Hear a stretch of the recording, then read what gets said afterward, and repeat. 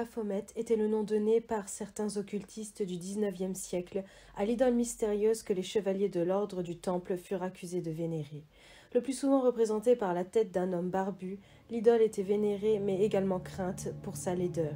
Ses caractéristiques notoires sont des seins ainsi qu'une tête de bouc.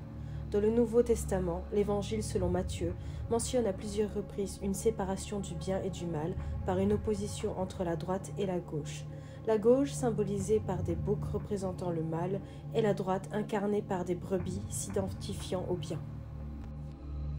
Le nom Baphomet apparaît abondamment lors du procès de l'ordre du Temple en 1307, sous le règne de Philippe IV le Bel. Les Templiers, à la chute des États latins d'Orient en 1291, ont été nombreux à s'exiler en France et représentant une force militaire et financière puissante face au pouvoir royal affaibli par les dettes. Ils ont, entre autres, été accusés d'apostasie pour avoir en Orient renié le Christ et adoré Baphomet.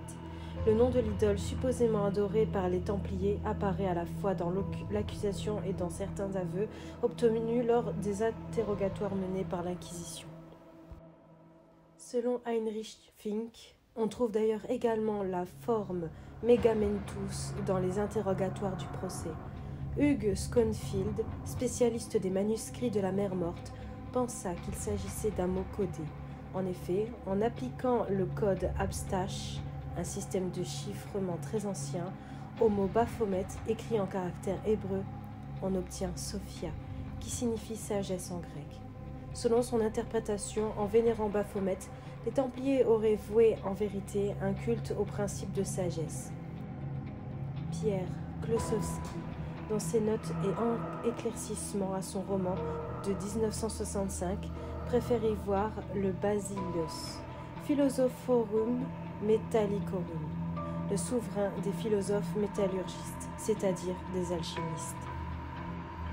Pour Joseph von Hammer-Burgstall, Baphé est le baptême et Météos est l'initiation. Il s'agirait donc d'un baptême de feu qui se rattache au gnosticisme et est à reprocher de la grande fête des Templiers qui avait lieu le jour de la Pentecôte, c'est-à-dire le jour où le Saint-Esprit descendit sur les apôtres sous la forme de langues de feu. La représentation de Baphomet pourrait être inspirée du visage imprimé sur le Saint-Suaire de Turin. De nombreuses suppositions sur son véritable visage ont été effectuées. Ainsi, on lui attribue le visage barbu de l'église de Templecombe à Somerset. À Paris, dans le 40e arrondissement, on trouve un diable sur le tympan du porche de l'église Sainte-Mérie. Il fut sculpté entre 1841 et 1843. Certains y voient l'image d'un Baphomet. Cette insolite présence est signalée par Umberto Eco dans son roman « Le pendule de Foucault ».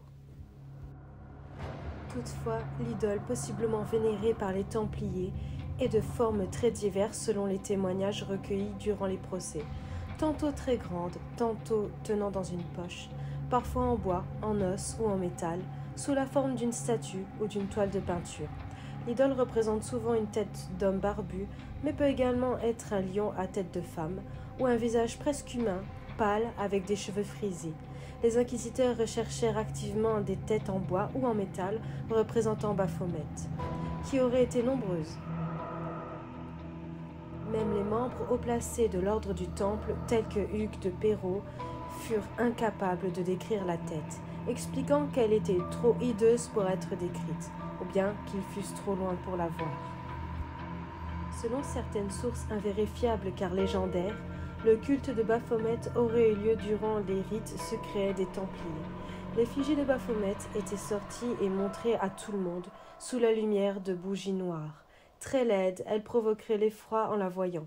Durant certains rites, les Templiers embrassaient la tête puis l'entouraient de cordelettes. Celles-ci étaient par la suite portées autour d'eux-mêmes.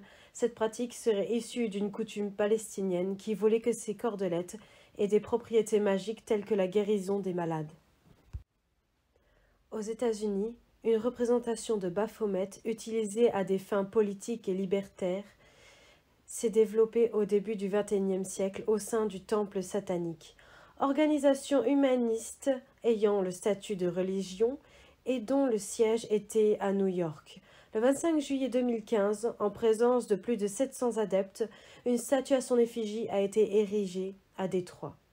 Certains journalistes estiment que les actions du temple satanique délibérément provocatrices sont surtout menées contre ce qu'ils estiment être des représentations religieuses allant à l'encontre de la séparation de l'Église et de l'État.